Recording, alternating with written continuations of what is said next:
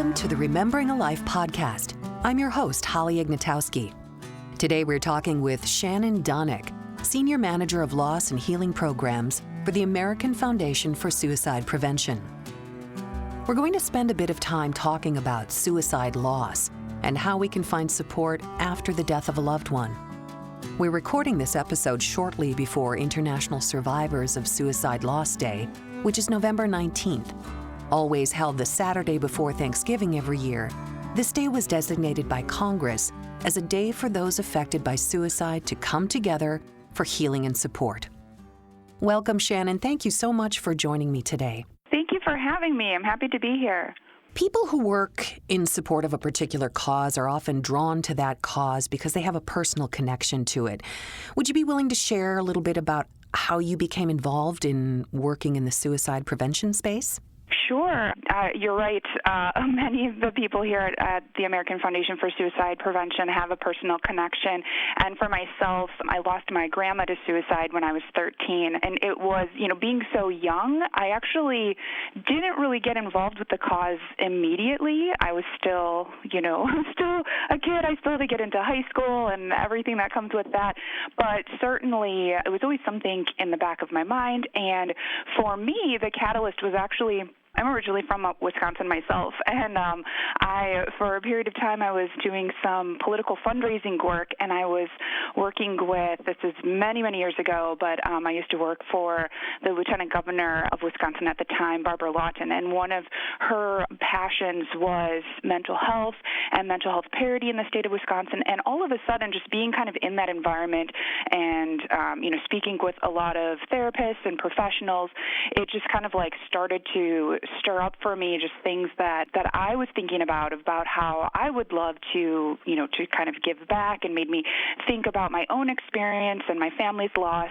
And so eventually my husband and I ended up moving to New York City, and that's really when I was ready to make a career change and wanted to get into this work that really just kind of like spoke to me. And that's, again, that's kind of like so many that are involved with the cause here, in particular here at AFSP. People are so passionate about this because we all, do have that personal experience to draw from of, wanting to make connections with others, remembering how, confusing or isolating it felt in those early days to lose a loved one to suicide, and just wanting to be able to be there for someone else so that we can do what we can to just provide that comfort and that understanding. Can you talk about the work and the mission of AFSP, the American Foundation for Suicide Prevention? Yes, it's an incredible organization. Truly, I've been here for almost 7 years now, and we're really, working towards bringing hope and support to those who have been impacted by suicide in some way.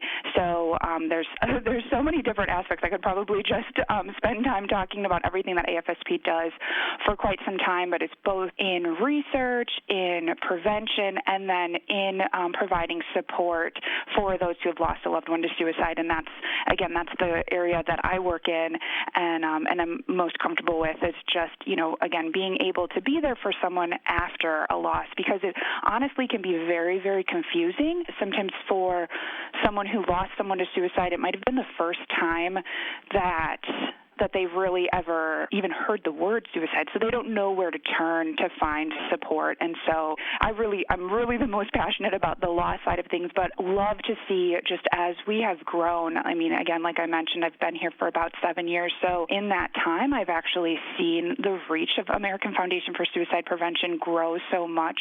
We're nationwide, and it really is exciting to see that. Certainly, the organization predates me.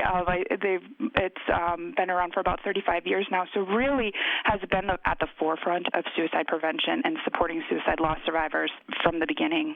Let's talk about your role with AFSP, and how does the Loss and Healing team help others to move forward after a loss? Yeah, that's a great question. And really, again, I should have even just kind of pulled this into AFSP's like greater mission statement, which is really to save lives and bring hope to those who have been affected by suicide. And so that's what we hope to do, is actually provide some hope for those. So we always think of how, someone loses a loved one to suicide and immediately, nowadays, I think we all just sort of turn to our computers right away to start a search for anything that we do. And so losing a loved one to suicide is very similar. They'll hop, someone might just hop onto Google and start trying to find resources or support. So we're here and hope that they can find their way to us right away, where what I do here is I really focus on leading our Healing Conversations program, which I'm sure we'll get into in a little bit. It's our peer support program.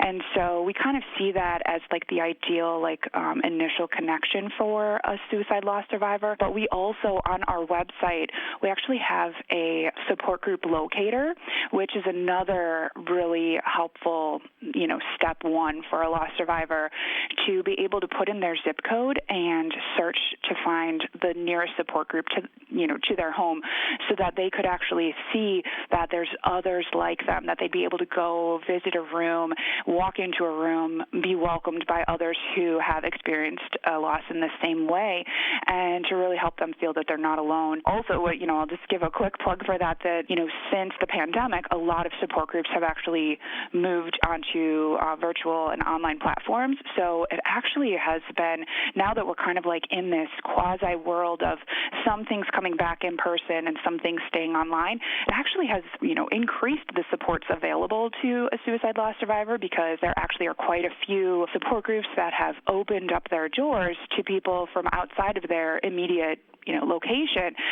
So those who maybe weren't able to travel to an in-person meeting, or maybe there wasn't one nearby, they now have options virtually to connect with people, which is really great. And so then too, I know another program that we focus on in loss and healing is our International Survivors of Suicide Loss Day, which I'm sure we'll talk a little bit more about. And so again, it's just, we really are trying to create these environments for loss survivors to come together, feel less alone, see that there are others who are peers who can at least, be able to we talk about being able to get it, right? That's something that a loss survivor is looking for. Does someone get this, what I'm carrying now, what I've experienced? And we hope to provide those environments for them to come together. Grief is so overwhelming for anyone who's experienced any kind of a loss.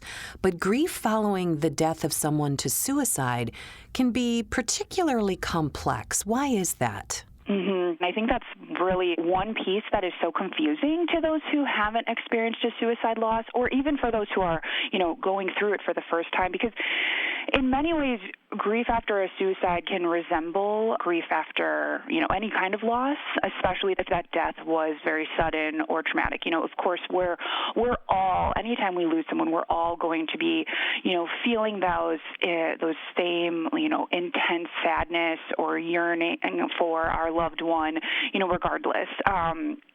But suicide-related grief can be, it's often, like you just mentioned, it's often associated with greater emotional pain, profound distress. What we see that comes with suicide that makes it unique is that there's intense feelings of guilt. There's often this perceived responsibility, like the thought that if I had known, I should have done more. There's one of the trainers that we work with often in our work here. He calls it the tyranny of hindsight. And we often are just kind of left with this anger, or even like an odd sense of relief sometimes for someone. A lot of emotions pop up related to suicide that we don't expect, that are totally different from other loss. And that overwhelming why question is another thing that comes up for suicide loss that is unique. And so it really is, because especially for someone who maybe has already experienced loss of a different kind and is maybe familiar with the feelings of grief that come from losing a loved one, to then experience suicide loss and realize that it's so different. It can really be confusing as to what's going on here. Why am I feeling all of this? Thoughts of suicide can even pop up in a suicide loss survivor, just because we're, thinking about our loved one, and it really kind of opens that door that is so scary sometimes. And so not knowing where to turn with all of these emotions, with all of these thoughts, and feeling feeling alienated from others, from feeling like this is so different and so unique, and being worried about being able to talk about this, safely and privately with other friends or coworkers. All of this kind of contributes to why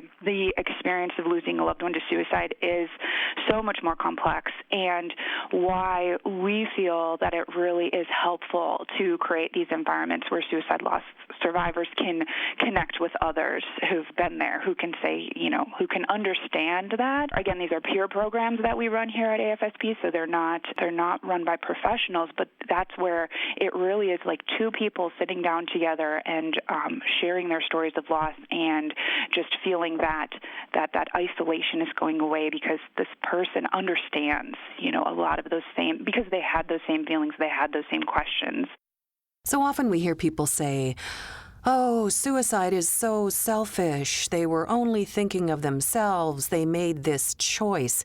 How do you respond to that? And that can't be helpful to someone who's going through this loss.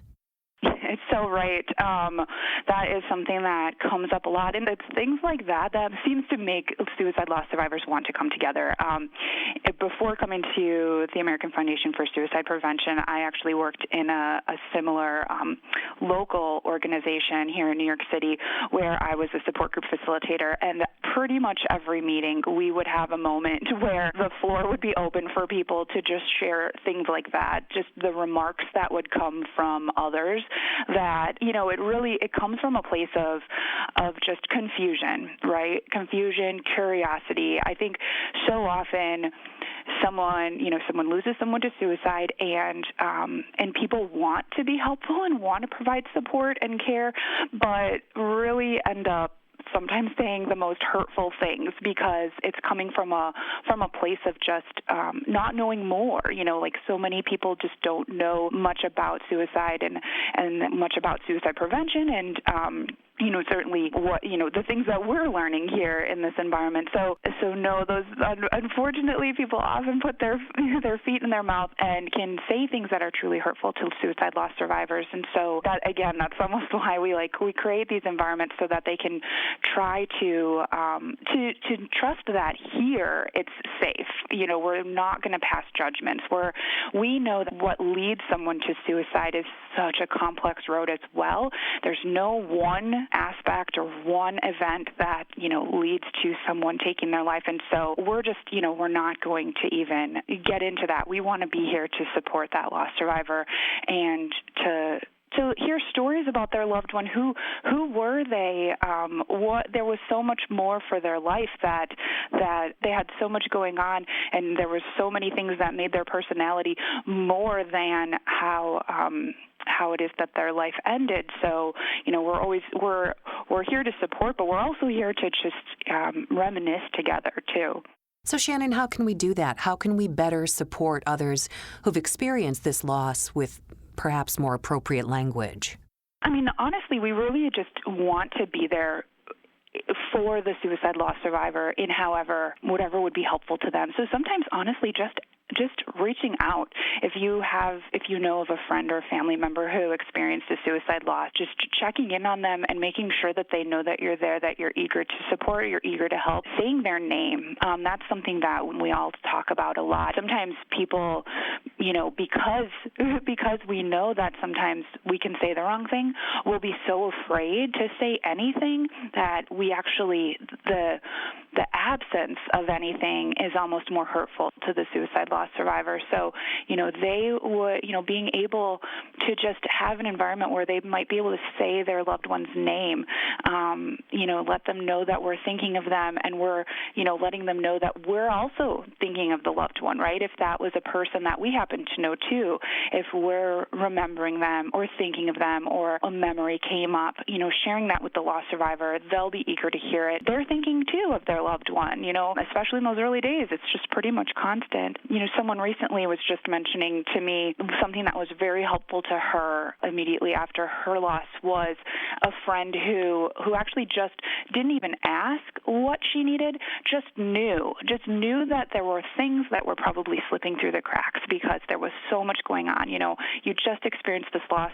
You're letting family members know, you're having to spread that word. You're planning the logistics of a memorial service. There's so much going on. And so to just have someone just drop off some food, maybe even just send some groceries over to their home, just the little things to let them know that you're thinking of them. And also, it's almost you're not even adding to their plate of asking them what you could do, but you're just thinking ahead and thinking, you know what, this is what I think would be helpful to me right now. I can imagine groceries are being forgotten right now, right? So let me just send something over to just try to alleviate. Earlier, you mentioned a program called Healing Conversations that matches up recent loss survivors with volunteers who've experienced a similar kind of loss as we were talking about. How does somebody get involved with this, either as a volunteer or someone who needs support? Yeah, that's great. Healing Conversations is the thing I'm most passionate about. That's the program that I lead at the American Foundation for Suicide Prevention. And so the best way to learn a little bit more is probably to go to our website, afsp.org/healing conversations. We'll take you to our webpage, and you're right, it's our peer-based, volunteer-driven support program. So at this point, we have volunteers all across the country who all have lost a loved one to suicide. We really see pretty much every loss type at this point represented within our community. So anything from having lost a parent or a child, a spouse, a sibling, but also we see a lot of requests more and more coming in for people who lost a friend, lost a coworker, lost a cousin, maybe a teacher who lost a student. And we do have those relationships represented within our community as well, which I'm really excited to see those kind of requests coming in, just because sometimes it can be for those slightly further removed relationships, it can be really difficult to find places of support because it might not be quite the same close-knit network that you might see for some of for those family relationships. Sometimes people really don't know where to turn with some of those other relationships. So I'm so glad when they find their way here because I know that we can put them in touch with someone. So like I mentioned, I think at the beginning, is we really do see Healing Conversations as a sort of a natural first step for a loss survivor, just because This is going to create a one-on-one conversation between the loss survivor and a volunteer, which feels a little bit safer for someone who, especially for those who may be, new to the, sort of talk support. If someone hasn't done therapy before, this can be it can be very scary to open up to a stranger to talk about something so personal and something that's not talked about all the time. It can be really intimidating. And so something that I think is great about Healing Conversations is that it can be a great place for just to ask questions about, okay, well, after, what do I do? If I am thinking about going to a support group, what does that even look like? Because, if this one-on-one conversation might be a little intimidating, certainly walking into a group of a room full of strangers could be really scary. So it's helpful for our volunteer to be able to answer those questions and help them kind of picture what it might be like to take those next steps, or, certainly to consider looking at therapy, looking at speaking with a mental health professional. That's very scary sometimes too. So it's nice for our volunteer to be there to provide that emotional support, provide a safe place where they can talk about all of those questions and all of those thoughts and all of those emotions that they're feeling, but then also, answer some of these questions of just, honestly, what do I do next? Really the best way to kind of get that started is to, like I mentioned, come to our website, and you'll see where you can either email sort of our Healing Conversations coordinators, which is our volunteer lead at each of our chapters. You can either email them, or you can go ahead and fill out our form right away, which is going to just kind of gather some of the unique information about your experience, your loss, so that we can take that information and find someone who's a very similar match. That's always our goal here, is to try to match you up with someone whose experience was pretty similar. So we do our best to match up similar loss types, similar age, anything else that's if you are feeling as something was very unique to your circumstance or to your situation. For example, if your faith background is very important to you, it might be helpful for you to indicate that to us so that we can connect you with a volunteer who shares the same faith background. Likewise, for people who are interested in volunteering, certainly this can really bring a great call to purpose, and a really kind of feel like this can be part of the grieving process for those of us to give back, right? So again, I would encourage anyone who is interested to just come back to our website. We're actually the American Foundation for Suicide Prevention is a chapter-based organization. So while I'm at the national office in New York City, we also have local chapters in all of our states. So it's a good way to, probably the best way to start the volunteer process would be to connect with your local chapter and find out, how you can get involved with and meet with your area director, who's our field staff person, and our Healing Conversations coordinator, who's that volunteer lead. And yeah, it's such a great environment that we can trust that we can make those matches for people and kind of get you started on your grief journey. One thing I did want to mention too is that for anyone who might be listening to this and is, a few years removed from their loss, maybe they experienced a suicide loss, 5 years or 10 years ago, and they never had an opportunity to speak with a Healing Conversations volunteer, or maybe they're thinking, I never even looked into support groups. I don't want them to feel that they can't come to us, because we're definitely here for anyone at any point in their grief journey who would be eager to speak with a volunteer. It doesn't have to be. It's not a specific time frame. We just, like I said at the beginning, because there are so many questions, we do think this could be really helpful for those newer losses, but we're definitely here for everyone. And the hope is that talking through these conversations and to others who've experienced something similar is to help them move forward in their grief journey, as you said, no matter where you are in that journey, right? Absolutely. That's where we really see such positive connection. I mean, sometimes it just, I'm speaking personally because this is for me not just about loss, but almost kind of every experience that I have. Sometimes it's just helpful to know that someone else feels it. So that's one thing that we try to make sure that people are aware of. Like, we don't have the answers. We can sit together and hypothesize and ask, the same questions. Why did this happen? How did this happen? We won't have those answers, but there is comfort in knowing that someone else is feeling that, so really just being able to be with someone who, I keep coming back to that phrase because we say it a lot. Someone who gets it, who we hear so often from loss survivors that they feel that they kind of have to cover this up, that they have to hide this because they might feel, with work, they kind of have to they're expected to just get right back to it.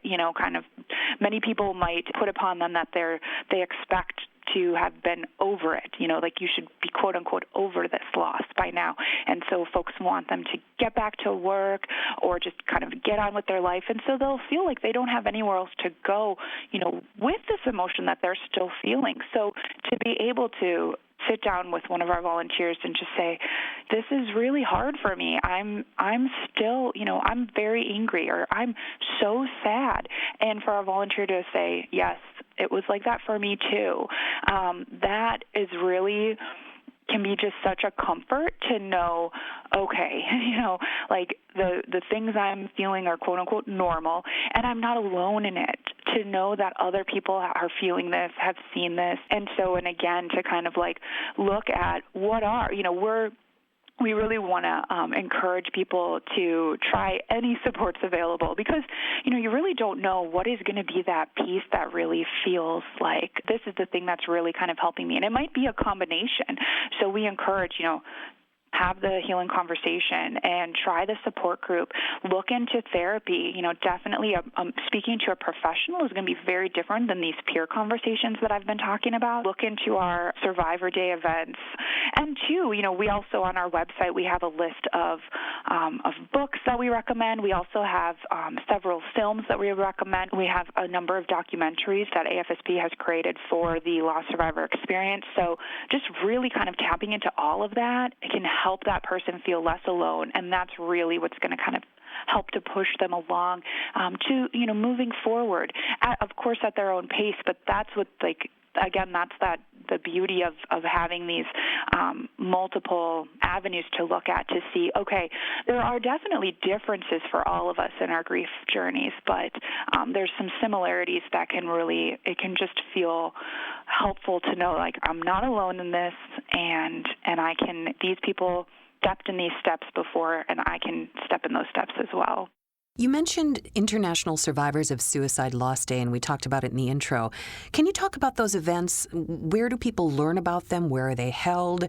And how do they get involved? Thank you for bringing me back to that, because that's coming up quick. Our International Survivors of Suicide Loss Day is a really special day. It's a day, as the title implies, just for suicide loss survivors. So again, I'd point people to our website for more information. It's afsp.org/Survivor Day. And so, like I said, it's coming up this year. It's on November 19th. It's always the Saturday before American Thanksgiving. And again, you'll be at that website, at the Survivor Day website, you'll be able to learn a little bit more about the day, and you'll be able to navigate to find an event near you, because like I said, we're a chapter-based organization, so you'll be able to look at where is there an event being held in your area. But also, we, and this is again kind of like one of those unique circumstances, like I mentioned with the support groups, where because of so many things going virtual after COVID immediately, there's a lot that's actually staying virtual, and we've seen that that's very helpful for folks. So there will be in-person options for many, but there's also the opportunity to, maybe for those who aren't quite ready to go to an event in person, there's opportunity to log in online and to connect with your local chapter virtually, or we also host at afsp.org, we'll host a Survivor Day Live, which is,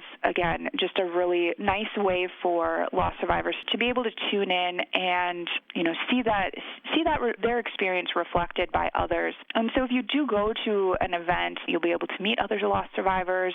It'll be a different environment, though, than a support group, and so that's why Survivor Day is so special. It's we really are trying to create a path of hope forward, and that's why each aspect is a little bit unique, and I do think each has its benefits, because like we mentioned, healing conversations is that one-on-one environment, so really gives full space to the loss survivor to talk through anything that needs to come up, any questions, any memories that they really want to share with someone, any questions they have, anything that just really urgently needs to come through. They can have the full time to do so.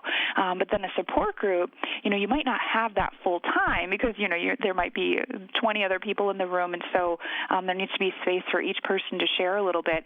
But you'll really see so many different people and experiences that are similar to yours, which can be really healing. But now, on to International Survivors of Suicide Loss Day, it's going to be a little different, because it's going to be with that element of hope, and that hope for growth moving forward into the future.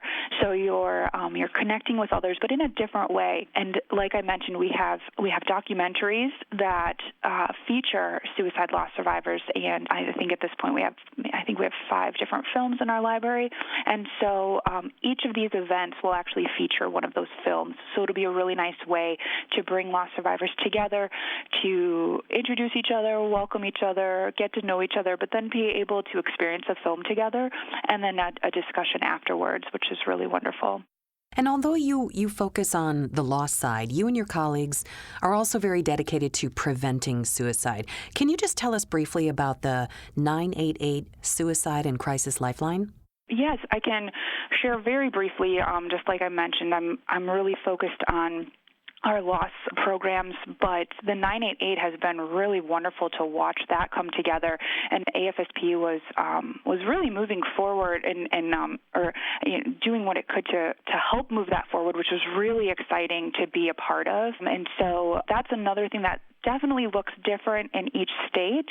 It's just really exciting to see that now, that really shows that we are all taking mental health seriously, in that now you can dial 988 when you are feeling, you or a loved one or a friend, someone that you care about is experiencing a mental health crisis, just the same way that you would dial 911 if you were experiencing, some sort of physical crisis. So it's really exciting to see that by dialing 988, you'll be connected with a counselor on a hotline, and there's been so much thoughtful work put into making sure that those calls are answered, that there's being plugged into a full network, and so truly we really see that as like being, truly being at the front lines, and to kind of, to really create this priority that's needed surrounding mental health.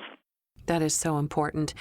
Shannon, I ask all my guests, and I'm going to ask you too, who are you remembering today? I love that question. As I was thinking about just coming onto this podcast, and I was actually thinking about today. I'm remembering a friend, a very good friend of mine from high school. His name was John, who did die by suicide a few years after high school, and he was someone so important to me, and I care very deeply for him still. So he's certainly someone that is in my own loss survivor experience, but I'm specifically remembering him today because I do talk a lot about losing my grandma to suicide, but I don't always remember to mention John, who was also just so very dear to me. So I appreciate the opportunity to just vocalize my thoughts and my memories about him today. Thank you so much, Shannon. Thank you for joining me, for creating awareness about this very important topic and helping us to understand this very complex grief journey. Thank you. Thank you so much for drawing attention to it. I was so honored to be here with you. What a lovely conversation with you today. If you are having thoughts of suicide, a mental health professional can help. If you're currently in a state of distress, call 988. The 988 Suicide and Crisis Lifeline provides 24/7 free and confidential support for people in distress, prevention and crisis resources for you or your loved one. To learn more about the American Foundation for Suicide Prevention and International Survivors of Suicide Loss Day, visit afsp.org.